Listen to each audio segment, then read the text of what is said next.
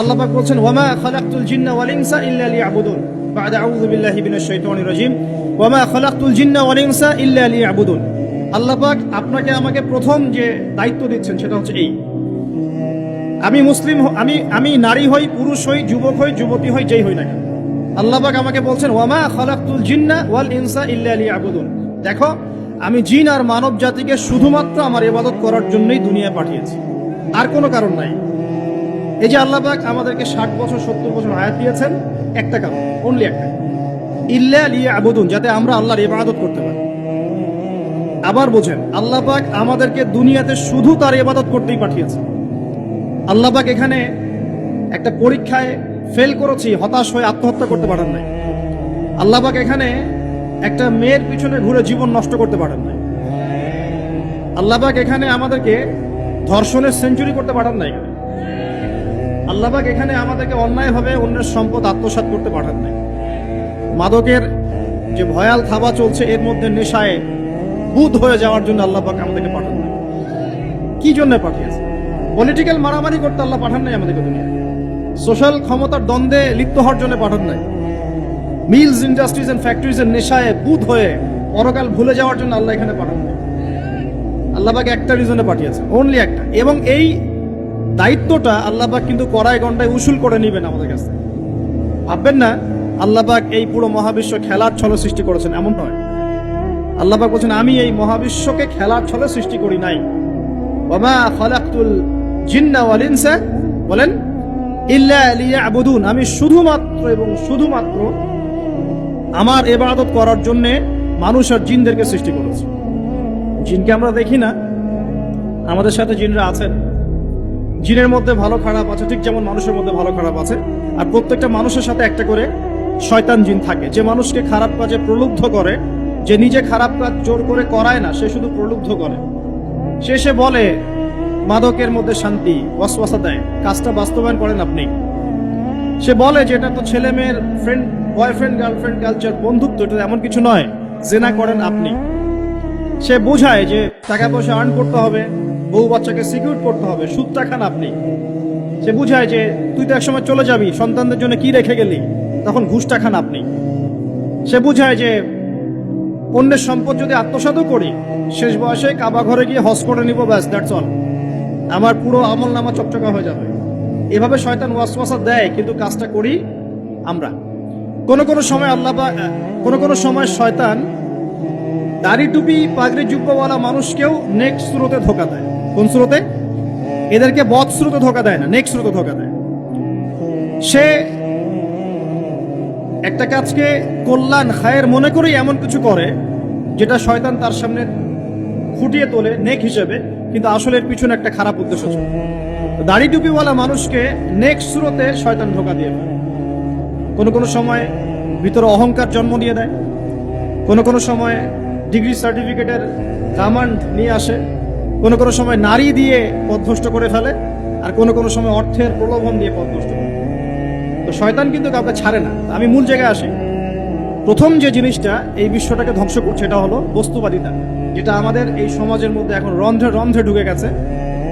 আমি বলছি বারবার, স্ট্যাটাস অর্জন করতে কোনো সমস্যা নেই, কিন্তু যদি এই স্ট্যাটাস আমাকে আমার পরকালীন গোল থেকে সরিয়ে দেয়, তখনই সমস্যা।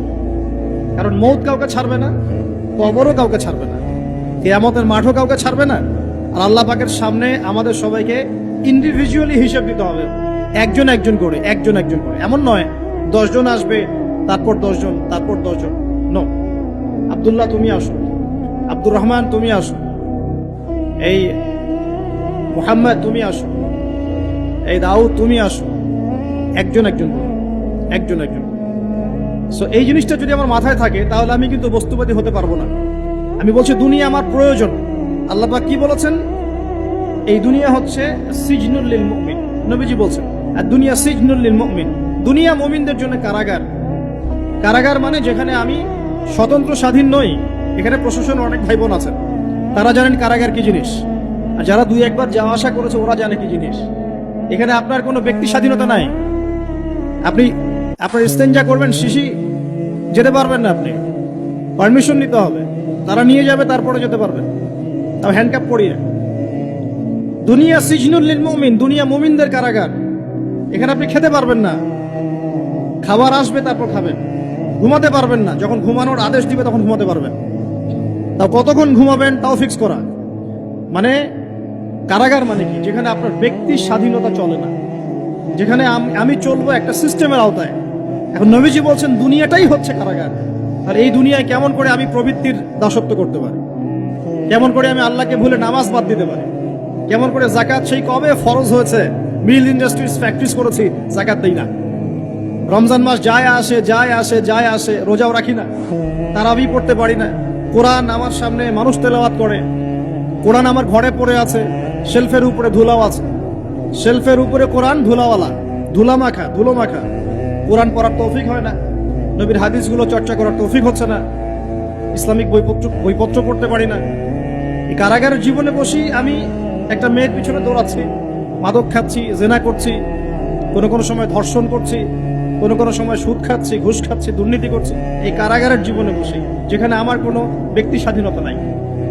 তাহলে কারাগারের জীবনের মেয়াদ যখন শেষ হবে, যখন তাকে এখান থেকে বের করে নিয়ে আসা হবে, অর্থাৎ মৃত্যু, তখন তার সাথে কিরকম রিমান্ডে আচরণ করা হবে এটা ভালো করে বুঝে নেন। নবীজি বলছেন দুনিয়া সিজনুল লিল মুমিন ওয়াল জান্নাতু লিল কাফির। কাফেরদের জন্য, মুশরিকদের জন্য এই দুনিয়াটা হচ্ছে জান্নাত। জান্নাত মানে কি? যা ইচ্ছা তাই করতে পারবেন। জান্নাত মানে কি? আপনি চাচ্ছেন আল্লাহ আমি এখন একটা খামর চাই, শরাব আপনার সামনে হাজির, চিন্তা করার সাথে সাথে। জান্নাত মানে কি? আল্লাহ আমি আপনাকে দেখতে চাই, আল্লাহকে আপনি দেখতে পারবেন। জান্নাত মানে কি? আপনি মধুর নহর, দুধের নহর, পানির নহর, শরাবের নহর, হুরে নিঈন চতুর্দিকে ঘোরাফেরা করছে। একজন নিম্নমানের জান্নাতি, মানে সবচেয়ে শেষের দিকে যারা জান্নাতে যাবে, তাদের সাথেই দুজন করে হুরে নিঈন, আহাল পরিবার তো আছেই, গিলমান পানপাত্র নিয়ে চারপাশে ঘোরাফেরা করে। জান্নাত মানে কি? যেখানে যা ইচ্ছা তাই করা যাবে, বলার কেউ নাই, বাধা দেওয়ার কেউ নাই, সেখানে কোনো মৃত্যু নাই, সেখানে কোনো অহেতুক কথাবার্তাও নাই, কোনো গাল গল্প নাই, কোনো মিথ্যা নাই, কষ্টের ক্লেশ মাত্র নাই, থুতু ফেলতে হবে না। জান্নাত মানে থুতু ফেলতে হবে না। জান্নাত মানে হাঁচি হবে না, নাক ঝাড়তে হবে না। জান্নাত মানে ইস্তেঞ্জা, পেশাব পায়খানা করার টেনশন নাই। মানুষ খাবার খাবে, একটা ঢেকুর তুলবে, ব্যাস খাবার হজম হয়ে গেছে। আর জান্নাতের সবচেয়ে বড় বিষয়টা কি? আল্লাহ পাককে আমরা এই চোখ দিয়ে দেখতে পারবো ইনশাআল্লাহ।